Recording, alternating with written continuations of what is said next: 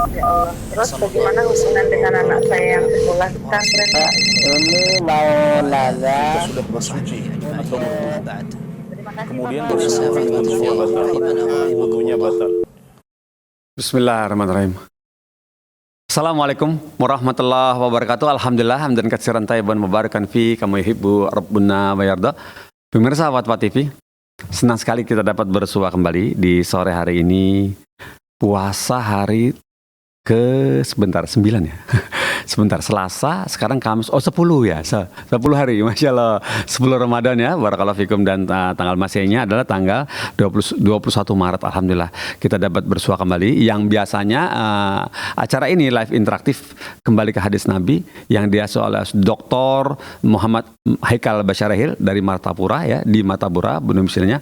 Biasanya pada hari ini juga, namun jam 10 pagi, tapi khusus untuk di bulan Ramadan ini bergeser sebentar, pindah tempat sebentar ke sore hari seperti ini, pukul 4 sore lewat 15 ya, jam 4 lewat 15 hingga jam 5 insya Allah seperti itu. Dan Alhamdulillah berarti Ustadz di sana beda 1 jam dengan kita, jam 5 lewat 15 sampai menjelang maghrib. Masya Allah, barakallahu fikum. Dan kami mengajak pemirsa Fatwa TV untuk aktif ya, bisa menimba ilmu, bertanya kepada Ustadz yang kami sajikan di sini, acara live interaktif, di semua live interaktif di Fatwa TV dengan fasilitas nomor telepon yang sudah kami sediakan. Telepon WhatsApp di 0821 706087 dan satu lagi 021 212 32333. Dua-duanya aktif. Nah, silakan pilih deh mau yang mana ya. Nah, alhamdulillah seperti itu. Dan tidak berpanjang lebar. Langsung aja kita sapa Ustadznya ya. Assalamualaikum warahmatullahi wabarakatuh. Ustadz Muhammad Haikal Basyarahil. Waalaikumsalam warahmatullahi wabarakatuh. Apa kabar antum Ustadz? Masya Allah. Alhamdulillah baik. Wah, Masya Allah. Antum pakai hijau-hijau, Masya Allah. Hijau, Masya Allah, Ustaz. Cakep, Ustaz, Masya Allah. Hijau. Ini, khudru. Apa hijau bahasa Arab ya, Ustaz? Khudru. Akhdar. Iya, Masya Allah, Ustaz. Tapi antum jangan lewat kebun ya, Ustaz. Nanti kira pohon, Ustaz. Barakallahu fikum, Ustaz. Masya Allah. Ustaz, kami bersyukur kepada Allah. Kemudian berterima kasih kepada antum. Sudah meluangkan waktunya di tengah kesibukan antum. Dia ada pondok di Pondok Al-Irsyad ya, Al-Irsyad ke-7 ya, ke-8 ya, Mahat Bakah, terus kemudian masih menyempatkan diri untuk menjawab pertanyaan-pertanyaan yang masuk di Fatwa TV dan melalui telepon di line telepon yang masuk ke Fatwa TV insya Allah. Dan Ustadz tetap seperti biasa, walaupun waktunya singkat, tetap kami minta nasihat dari antum karena antum lebih paham buat kami untuk apa yang tepat untuk di saat-saat seperti ini Ustadz. Mau dong Ustadz? Ya, tafadhol Ustadz, nasihat atau peringatan untuk kami semua di sini. Barakallahu fiik. Alhamdulillah rabbil alamin wassalatu wassalamu ala asyrafil anbiya wal mursalin wa ala alihi wa ashabi ajma'in, amma ba'. Bapak-bapak, ibu-ibu, ikhwan dan akhwat, pemirsa Fatwa TV yang dimuliakan oleh Allah Subhanahu wa taala. Alhamdulillah, segala puji bagi Allah Subhanahu wa taala dengan limpahan nikmat yang begitu besar. Di antaranya nikmat iman, nikmat Islam, nikmat kesehatan, sehingga kita semua diberikan kemudahan oleh Allah Subhanahu wa taala untuk bisa berkumpul walaupun secara online. Mudah-mudahan perkumpulan kita ini mendatangkan keberkahan dari Allah Subhanahu wa taala dan kita bisa mengambil manfaat dari apa yang akan disampaikan nantinya.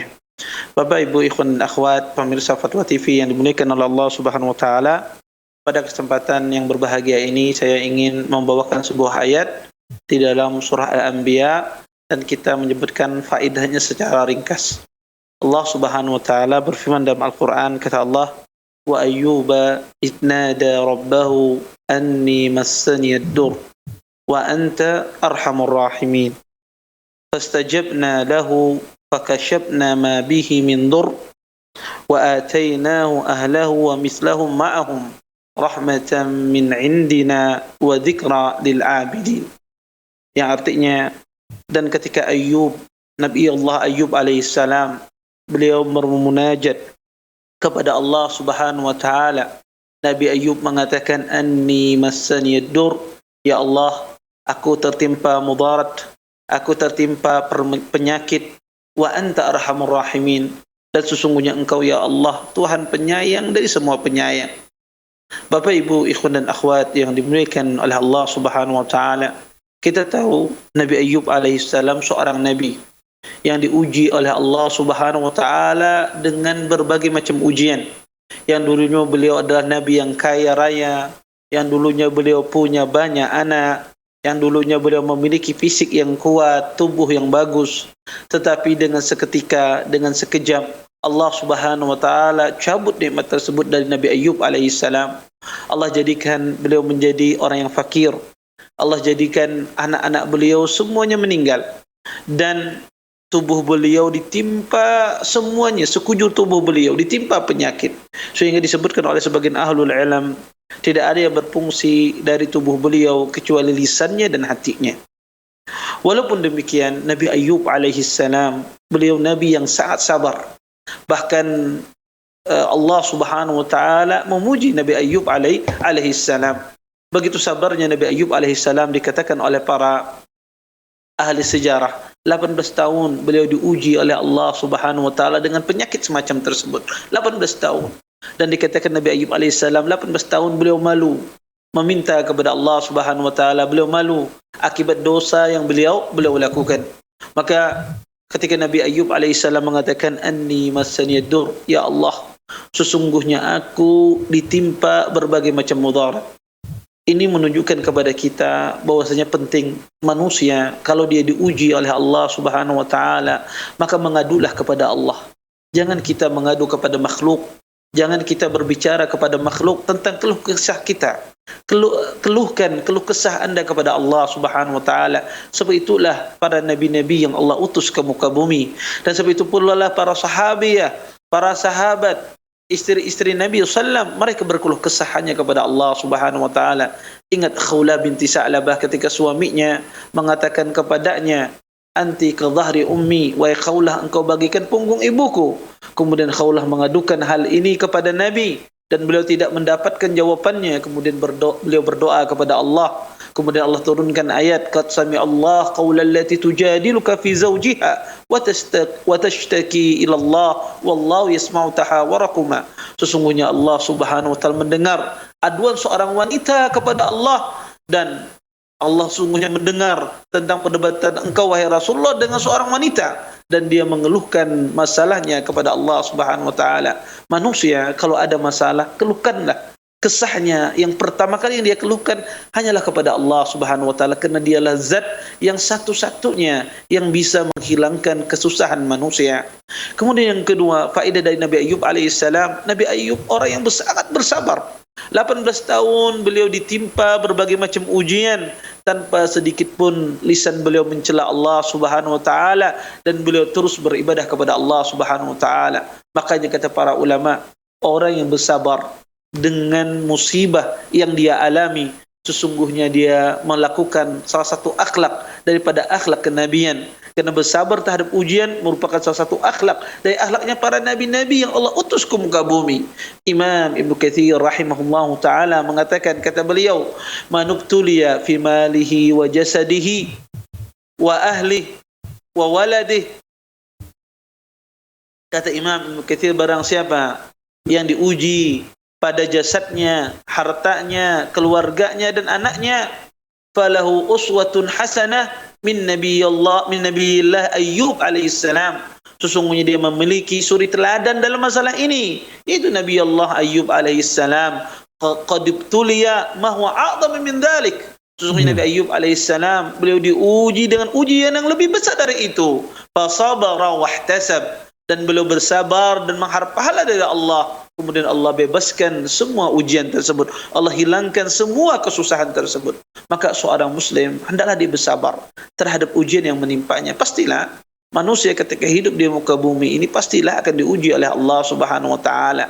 Bisa jadi kita akan diuji oleh Allah Subhanahu wa taala dengan kita kehilangan seorang anak.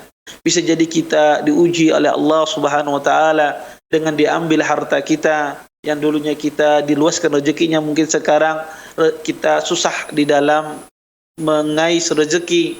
Mungkin ada di antara kita diuji oleh Allah Subhanahu wa taala dengan istrinya atau dengan suaminya, atau ada di antara kita diuji oleh Allah dengan godaan-godaan yang begitu banyak di dunia ini. Maka seorang muslim hendak dia bersabar terhadap ujian tersebut, terus dia meningkatkan ibadahnya kepada Allah. Dan di antara faedah dari ayat ini bahwa Nabi Ayub alaihissalam ketika diuji oleh Allah Subhanahu wa taala, beliau tidak mengeluh. Beliau tidak mengumpat takdir Allah, bahkan beliau memuji Allah, bahkan beliau memperbanyak ibadah beliau kepada Allah Subhanahu wa taala. Seharusnya demikian. Manusia semakin dia diuji oleh Allah, semakin dia banyak beribadah. Bukan ibadahnya dia kurangi. Justru semakin banyak ujian tersebut menimpanya, maka semakin banyak pula lah dia beribadah kepada Allah. Semakin banyak pula lah dia berzikir kepada Allah Subhanahu wa taala. Dan yang satu-satunya yang bisa menghilangkan ujian manusia hanyalah Allah. Dan menghilangkan ujian tersebut salah satunya ada dengan cara berdoa. Banyak orang tidak percaya dengan doa yang dia minta. Banyak orang tidak pede terhadap doa yang dia minta karena dia merasa ujian dia begitu besar sehingga doa tidak mempan untuk menghilangkan ujian dia. Subhanallah, ini suudzon di dalam berdoa kepada Allah. Padahal kata Nabi sallallahu alaihi wasallam, "Ud'ullaha wa antum muqinuna bil ijabah." Berdoalah kalian kepada Allah dengan kalian yakin bahwasanya doa kalian dikabulkan oleh Allah Subhanahu wa taala. Dan kata Nabi sallallahu alaihi wasallam, "Innallaha idza ta'adhamu syai'a a'tah." Sesungguhnya Allah itu jika seorang hamba membesarkan harapannya, pastilah Allah akan beri apa yang dia minta. Maka seorang muslim satu-satunya, salah satu cara menghilangkan musibah ada dengan berdoa kepada Allah. Maka doa itu menghilangkan musibah seseorang. Maka perbanyaklah berdoa kepada Allah Subhanahu wa taala. Kemudian Nabi Ayub alaihi salam, beliau mengatakan, "Wa anta arhamur rahimin." Ya Allah, Engkau ada Tuhan Maha Penyayang dari semua penyayang. Nabi Ayub alaihissalam tahu betul bahwasanya musibah yang menimpa beliau, Allah ketika menguji beliau tidak ingin membinasakan beliau. Allah ketika menguji beliau tidak ingin mencelakakan beliau, tidak. Tetapi ini merupakan bentuk kasih sayang Allah kepada seorang hambanya. Innallaha idza ahaba qauman ibtalahum. Sesungguhnya Allah jika mencintai seorang hamba, maka Allah akan uji hamba tersebut. Dan benarlah apa yang dikatakan oleh Nabi SAW, bahwasanya Allah itu sangat cinta kepada hambanya, kepada hamba-hamba yang bertakwa kepada Allah Subhanahu wa taala. Disebutkan di dalam sebuah hadis, ada seorang wanita tawanan perang, dia terpisah dari anaknya. Wanita ini ketika dia terpisah dari anaknya, dia berusaha mencari anaknya di tempat-tempat rombongan tawanan perang tersebut. Kesana kemari dia lari mencari anaknya, dan hal itu dilihat oleh Nabi dan para sahabatnya. Kemudian wanita tersebut pun menemukan anaknya. Ketika dia menemukan anaknya, dia peluk anak tersebut, dia dekap anak tersebut, dia cium anak tersebut. Melihat pemandangan demikian, Nabi SAW mengatakan, "Atariha waladaha finnar." Apakah mungkin wanita ini melemparkan anaknya ke api neraka? Kata sahabat, "Tidak wahai Rasulullah." Kemudian kata Nabi SAW, "Lallahu arhamu min hadhihi biwaladiha." Sesungguhnya Allah itu lebih sayang kepada hambanya daripada seorang ibu ini kepada anaknya. Padahal kasih cinta seorang ibu kepada anak di waktu dia masih kecil, di waktu dia masih balita, itu adalah kasih sayang paling besar di muka bumi. Di saat anak itu masih kecil, karena tidak mungkin ada orang tua memukul anak yang usia 2 bulan. Tidak mungkin ada orang tua yang memukul anak yang masih 3 bulan, yang masih menyusu kepada, tidak mungkin. Karena itu adalah kasih cinta terbesar orang tua. Dan Nabi mengatakan Allah lebih sayang lagi kepada hambanya daripada ibu ini kepada anaknya. Dan Nabi Ayub alaihissalam ketika beliau diuji oleh Allah, beliau memuji Allah. Dan sungguh pantasnya manusia ketika diuji oleh Allah, entah itu diuji dengan anaknya, diuji dengan hartanya, ujilah Allah Subhanahu wa taala. Apa yang dikatakan oleh Nabi Ayub? Wa anta arhamur rahimin. Sesungguhnya Allah, Engkau ya Allah, Engkau Tuhan Maha Penyayang dari semua penyayang. Maka pujilah Allah Subhanahu wa taala. Niscaya Allah Subhanahu wa taala memberikan jalan keluar kepada kita. Lihat, walaupun hadis ini hadis yang dilemahkan oleh sebagian ahlul ilm, tapi kita ambil faedah dari hadis ini. Disebutkan dalam sebuah riwayat, ada seseorang dia ambil anaknya, kemudian Allah berkata kepada para malaikat, "Hal qabattum walada 'abdi?" Wahai para malaikat, apakah kalian mengambil nyawa anak hambaku? Kata malaikat, iya. Hal qabattum samarata fuadih? Apakah kalian mengambil buah hatinya? Kata malaikat, iya. Saya ambil buah hatinya ya Allah. Kemudian kata Allah, "Madza qala 'abdi?" Apa yang dikatakan oleh hambaku ini ketika diambil nyawa buah hatinya? Tentu Bapak Ibu pemirsa Fatwa TV, orang ketika dicabut nyawa anaknya, ya, itu ujian yang sangat besar. Ujian yang luar biasa. Seseorang ketika dicabut nyawa anaknya, apalagi anak satu-satunya. anak yang ditunggu lama, kemudian anak satu-satunya, kemudian dicabut nyawanya, maka ini adalah kesedihan yang sangat mendalam. Tetapi lihat, kata Allah, "Madza qala 'abdi?" Apa yang dikatakan oleh hambaku ini kepadaku ketika nyawa anaknya dicabut.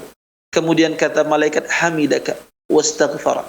Hambamu ini ya Allah memujimu dan meminta ampun kepadamu. Kemudian kata Allah Subhanahu wa taala, "Ubnu li 'abdi baitan fil jannah sammuhu baitul hamd." Kata Allah, bangunkan bagi hambaku ini rumah di surga, namakan rumah tersebut rumah pujian. Maka seseorang ketika diuji oleh Allah, ujilah Allah. Biasakan lisan kita memuji Allah walaupun kita diuji oleh Allah Subhanahu wa taala. Walaupun kita di dalam kondisi yang sempit, pujilah Allah. Biasakan lisan kita rutaban ala dzikrillah. Seseorang lisannya basah dalam memuji Allah Subhanahu wa taala. Kadang orang ketika dia diuji oleh Allah Subhanahu wa taala, lisannya kaku untuk memuji Allah. Lisannya susah untuk berzikir kepada Allah Subhanahu wa taala. Justru ketika Anda diuji oleh Allah, maka Anda pujilah Allah dengan sebanyak-banyaknya. Dan Anda harus pahami, setelah itu apa yang Allah katakan, fastajabna lahu, maka Allah kabulkan doa Nabi Ayub. Di sini kata para ulama, setiap orang yang bersabar dari sebuah musibah, maka Allah gantikan yang lebih baik dari apa yang Allah ambil darinya. Ketika anak Anda diambil oleh Allah Subhanahu wa taala, dicabut nyawanya, maka insya Allah Allah akan gantikan dengan anak yang lebih baik.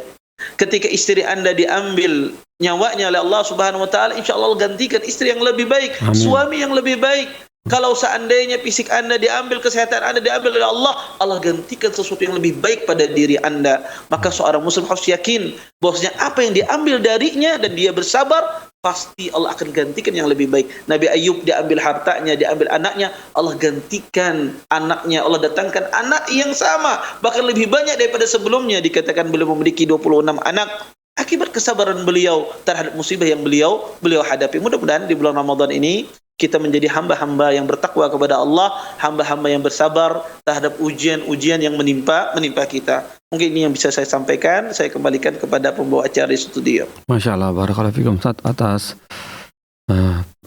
nasihatnya, dan semoga kita bisa bersabar saat intinya bersabar saat kemudian apa yang sudah ditimpakan kepada kita diberikan yang terbaik ya Ustaz ya, diberikan ganti yang terbaik jika diambil oleh Allah. Barakallahu fikum atas nasihat singkatnya namun padat Ustaz, barakallahu fikum. Dan kemudian sepertinya kita bisa masuk dari pertanyaan pertama Ustaz, sepertinya ya. Pertanyaan pertama ini datang dari Fakhri. Bapak Fakhri di Jawa Barat begini bunyinya. Di kota Bandung, Indonesia. Assalamualaikum Ustadz Haikal. Afwan Ustadz, jika mau bertanya, jika pernah kita itu pernah mengumpat seseorang dalam hati, mengumpat kepada seseorang dalam hati aja, tapi bagaimana hukumnya Ustadz? Nah kemudian jika berdosa, lantas seperti apa itu taubatnya begitu Ustadz? Jazakallahu khairan. Ya. Jazakumullah khairan atas pertanyaannya. Beliau menanyakan tentang bagaimana kalau seseorang itu dia pernah mengumpat, terus bagaimana taubatnya. Bapak Ibu ikhwan dan akhwat pemirsa Fatwa TV yang dimuliakan oleh Allah Subhanahu wa taala, para ulama rahimahullah taala mengatakan kalau kita pernah menggibah orang dan orang itu tidak tahu pernah kita menggibahnya, maka cukup kita puji dia di tempat di mana kita pernah menggibahnya. Kalau seandainya gibah itu kita ucapkan, kemudian orangnya tidak tahu, maka kita puji dia di tempat di mana kita pernah menggibah dia, atau kita sebut kebaikannya. Tapi kalau hanya sekedar di dalam hati, menggibahnya tidak diucapkan, maka apa yang ada dalam hati ini tidak ditulis sebuah dosa. Apa yang ada di dalam hati itu tidak tertulis sebuah dosa. Ditulis dia dosa ketika dia diucapkan atau dilaksanakan. Kalau sekedar terlintas, kemudian dia menyebutkan di dalam hatinya hal-hal yang tidak baik bagi orang tersebut, maka ini ya tidak ditulis sebuah dosa selama dia tidak membicarakannya. Kalau dia membicarakannya, maka dia cukup menyebutkan kebaikan orang tersebut di tempat di mana dia dulu pernah menggibahnya. Ini kalau orang tidak tahu. Kalau orang yang tahu, maka kita mendatangi dia, kita minta maaf sama beliau, kita jelaskan dulu saya pernah menggibahi Anda dan saya minta maaf, saya minta ridha, maka dengan itu selesai. Wallahu a'lam. Masya Allah, barakallahu fikum. Jadi tidak dicatat ya Ustaz ya, kalau masih di dalam hati ya Ustaz ya, begitu ya Ustaz ya. Alhamdulillah, barakallahu fik. Kemudian pertanyaan berikut ini datang dari Raffi Saputra di Sumatera Barat, di Padang, Kota Padang. Begini bunyinya, Assalamualaikum Ustaz Haikal, izin bertanya. Ustaz, saya seorang laki-laki punya istri punya istri. Saya orang laki-laki punya istri. Pertama, pertanyaannya Ustadz, apa hukumnya kemenakan itu ponakan kali ya, kemenakan atau anak kakak saya tinggal di rumah saya Ustadz? Ini yang bertanya laki-laki ya. Tinggal di rumah saya Ustadz, anak kakak saya ini perempuan. Alasannya kemenakan saya ini tinggal di rumah saya karena kakak saya tidak sanggup membiayai anaknya yang sedang sekolah menengah. Jadi saya di rumah itu ada bertiga, saya, istri saya, dan kemenakan itu. Mohon nasihatnya, jazakallahu khairan. Iya, kemenakan itu keponakan ya. Iya, keponakan ya. Itu bahasa Banjar. Oh gitu, Masya Allah. Kemenakan. Kemenakan bahasanya. Kemenakan, ya. Pertama, tentang masalah keponakan itu, tentu itu bukan mahram kita ya, bagi suami gitu. Ya. Itu kan keponakan dari istrinya dia ya, bukan dari suaminya. Maka intinya ya anak kakak istrinya ya, tadi anak kakak istrinya yang perempuan ya, maka itu bukan mahram bagi seorang laki-laki tersebut. Nah, apakah boleh tinggal di rumahnya? Sebetulnya boleh saja, tapi dengan syarat tidak dia di kamar tersendiri. Kemudian yang kedua, tidak boleh berkhalwat berduaan. Kalau seandainya misalnya istrinya pergi, kebetulan di rumah itu cuma dia dan keponakan yang perempuan tersebut, perempuan itu tidak boleh. Tapi selama dia masih di situ, ada istri Anda, ada keponakan Anda, dan Anda di sana dan terpisah, tidak melihat kamar itu sendiri, misalnya dikasih hijab atau semisalnya, tidak dijaga batasan-batasannya, maka insya Allah tidak mengapa. Insya Allah tidak mengapa. Tetapi itu yang harus diperhatikan, jangan sampai adanya ikhtilat ya, campur baur antara Anda dengan keponakan Anda. Ya, keponakan istri Anda tersebut. Dan juga jangan sampai ada berkhalwat Anda berduaan di sana di rumah. Kalau istri Anda tidak ada, maka tidak boleh Anda dan keponakan Anda berada dalam satu rumah, harus di rumah harus salah satunya keluar. Kemudian yang ketiga adalah kalau seandainya hal itu bisa menimbulkan fitnah di hati kita, maka lebih baik kita carikan dia kosan di luar, disewakan kosan di luar. Kalau seandainya itu menimbulkan fitnah, karena kita nggak tahu ya, syaitan itu sangat lihai sekali untuk menggoda manusia. Maka kalau kita merasa misalnya lemah iman kita, atau kita kadang mendengar suaranya, kadang-kadang ya walaupun tidak lihat wajahnya, kadang terdengar suara itu ada bisikan sesuatu di hati kita, maka lebih baik kita suruh dia mengkos di tempat lain, di tempat yang aman, sesama kaum wanita, maka itu yang terbaik. Ya, itu yang terbaik. Tapi kalau seandainya tidak ada, aman saja, kita tidak terfitnah dan ada diatur batasannya, kita tidak ketemu dengan dia, tidak ada campur baur dengan dia di kamar tersendiri, kemudian kita tidak pernah berkhalwat berduaan dengan dia, maka insya Allah ini tidak masalah. Wallahu a'lam. Masya Allah, seperti itu ya. Setan seperti itu ya, bisa masuk ke dalam hati, jadi jaga-jaganya seperti itu ya Ustaz ya. Dan hal ini sekarang sudah masuk telepon ini dari Ibu Ratna di Sumatera Selatan. Coba kita sapa sekarang. Assalamualaikum Fatwa TV. Assalamualaikum Ustaz. Waalaikumsalam. Ya, silakan disampaikan pertanyaannya Ibu. Ya, ini Ustaz, saya membayar zakat itu untuk yang berhak menerima itu kepada siapa saja Ustaz, membayar zakat fitrah. Itu saja Ustaz. Assalamualaikum warahmatullahi wabarakatuh. Waalaikumsalam warahmatullahi wabarakatuh. Terima kasih sudah telepon ke Fatwa TV Ibu Ratna di. Terima kasih. Tafadhol Ustaz. Ya. Beliau menanyakan zakatul fitri ya, zakatul fitrah tadi beliau, kepada siapa zakat fitrah itu berhak.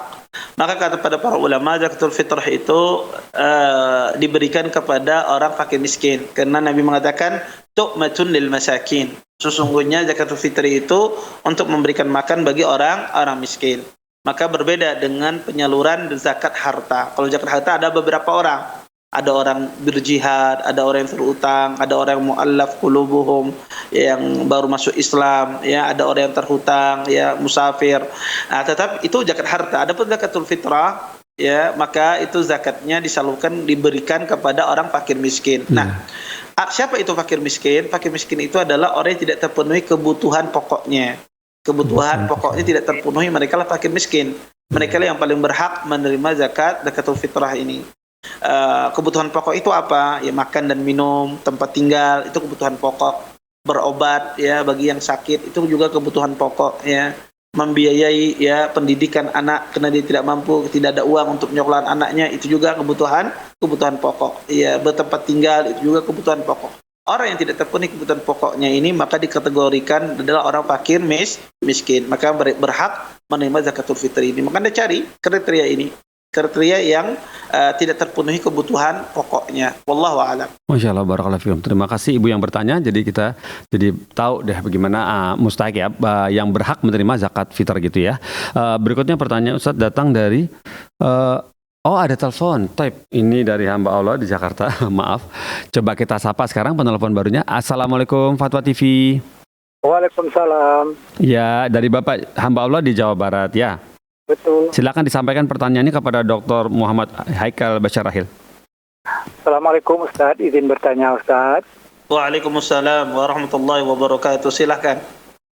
Saya ini tentang bab sholat. Saya di lingkungan saya itu kan ada 3 masjid Ustadz.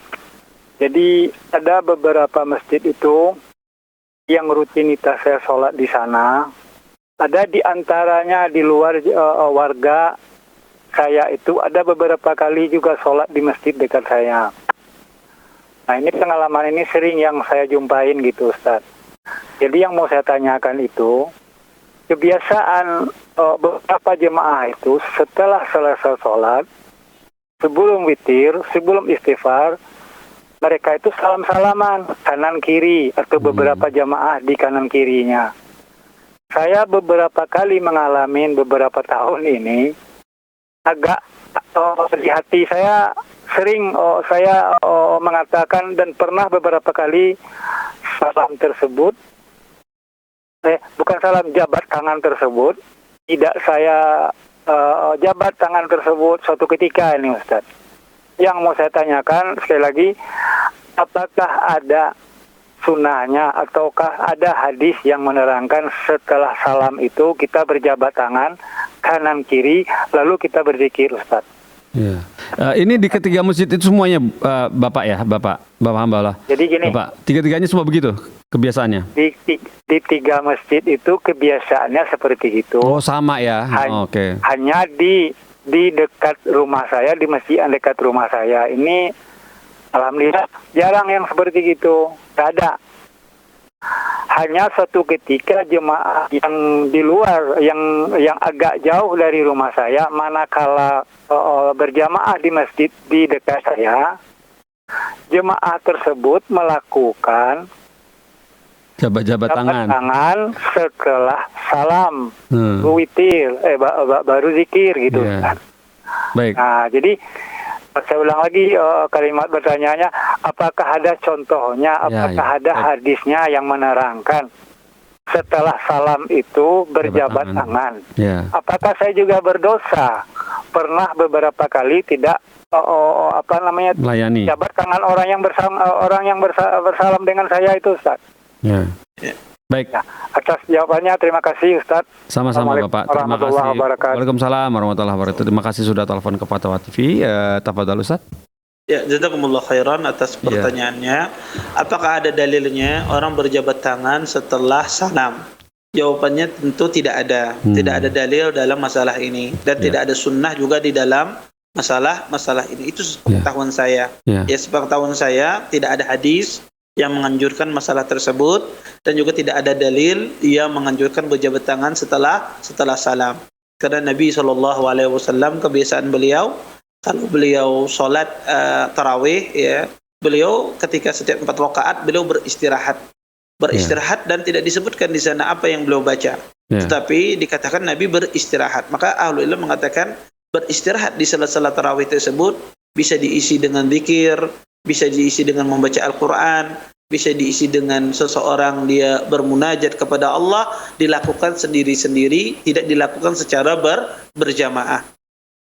Maka dalilnya tidak ada. Kemudian apakah sunnah perbuatan tersebut? Tentu ini tidak, jawabannya adalah tidak dianjurkan, ya, tidak ada sunnahnya dalam masalah ini. Kemudian apakah kita berdosa ketika kita tidak berjabat tangan dengan mereka? Tidak.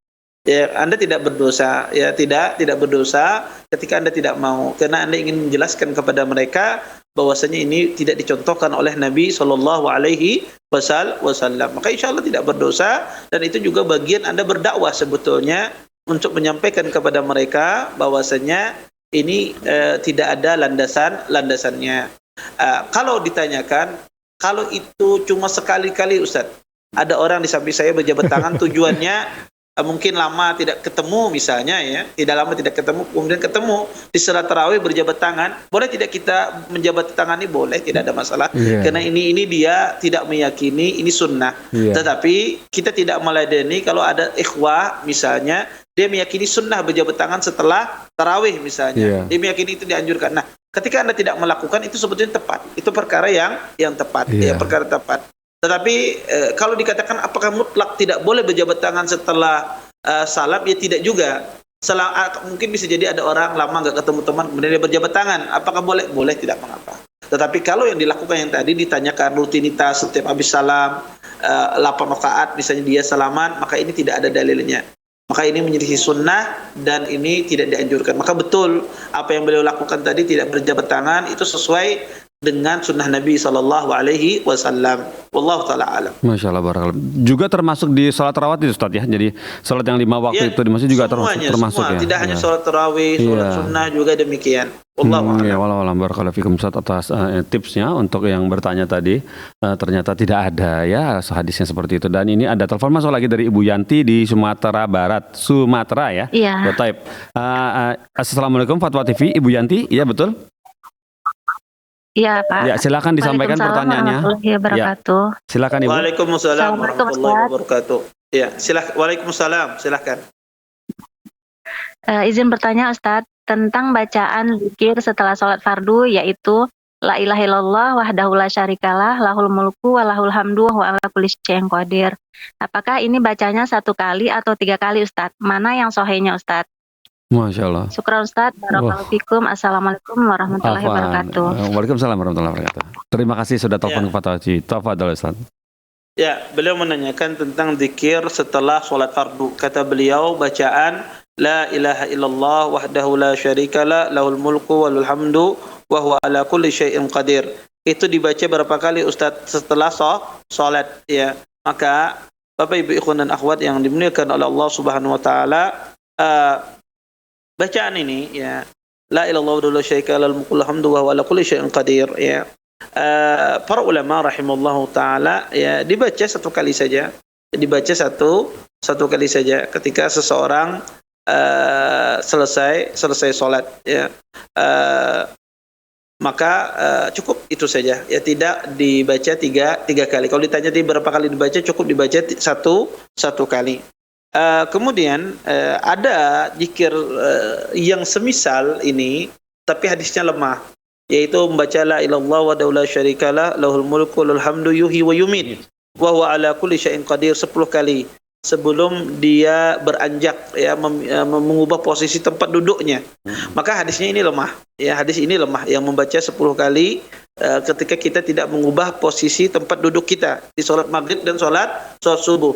Ya, tetapi yang benar adalah seseorang membaca La ilaha illallah wa la syarikalah lahul mulku wa lahul hamdu wa huwa ala kulli syai'in qadir 1 kali, ya, tidak diulang sebanyak 3 kali yang sebagaimana disebutkan tadi, atau membacanya 10 kali tidak berubah dari tempat duduknya, banyak tempat duduknya, maka ini hadisnya adalah hadis yang lemah. Wallahu a'lam. Masya Allah, barakallahu fikum. Seperti itu, senang sekali mendengar yang bertanya semangat mengenai cara-cara sunnah yang diceritakan Rasulullah, terutama dalam hal zikir. Dan ini sudah ada penelpon baru dari Ibu Iis di Bandung. Kita coba sapa. Assalamualaikum Fatwa TV.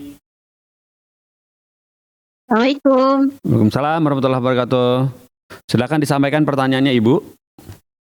Iya, ini mengenai zakat zakat fitrah ya.